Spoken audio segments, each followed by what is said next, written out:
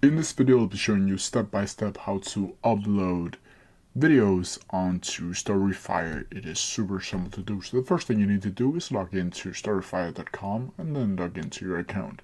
Then from here, you need to go up to this plus icon up here in the right hand corner and select the video format down here. Then from here, you need to drag or upload your video here. Then when that's done, you can see here that it's going to process. We are updating your video and it's processing down here, and until that you can select the title of the video, you can add this description for the video, and you can even add a thumbnail and add it to a playlist. And if you don't have one, you can also create a playlist if you want to do that. Then down here you can also select the paywall, and that basically means the viewer needs to pay a certain amount of bytes down here, places as they call it, to watch your video. And then when it's done processing, you simply need to click publish down here. And that's how you do it. If you have any questions about it, please leave them down in the comment section below and I'll try my best to answer them as quickly as possible.